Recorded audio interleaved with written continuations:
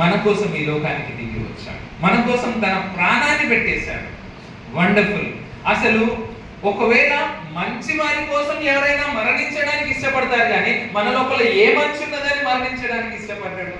No, మన లోపల ఏ మంచి లేదు. మనం ఇంకనూ శత్రువులుగానే ఉన్నాము, ఇంకనూ దూరస్తులుగానే ఉన్నాము, కానీ మనల్ని ప్రేమించాడు.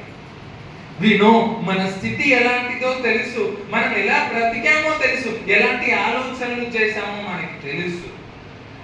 అప్పుడప్పుడు అనిపిస్తుంటది, ఇలాంటి మమ్మల్ని ఆ దేవా నువ్వు మమ్మల్ని ప్రేమించింది, ఇలాంటి మా కోసం ఆ తండ్రి నువ్వు ప్రాణాన్ని పెట్టింది. ఆయన మన కోసం తన ప్రాణాన్ని పెట్టడం ఒక్కటే కాదు, ఆయన దగ్గరికి వెళ్ళి ప్రభువా నన్ను క్షమించమంటే మనల్ని క్షమించాడు. ప్రభువా నన్ను క్షమించమంటే మనల్ని క్షమించాడు.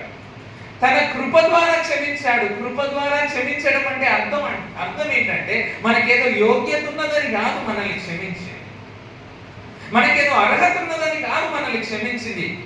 మనల్ని ఎందుకు క్షమించాడు తెలుసా? తను ప్రేమించాడు కాబట్టి, మనం నశించి నరకానికి వెళ్ళకూడదన్న సంగతి గమనించిన తండ్రి మనల్ని క్షమించాడు కాబట్టి మనల్ని హక్కును చేర్చుకున్నాడు.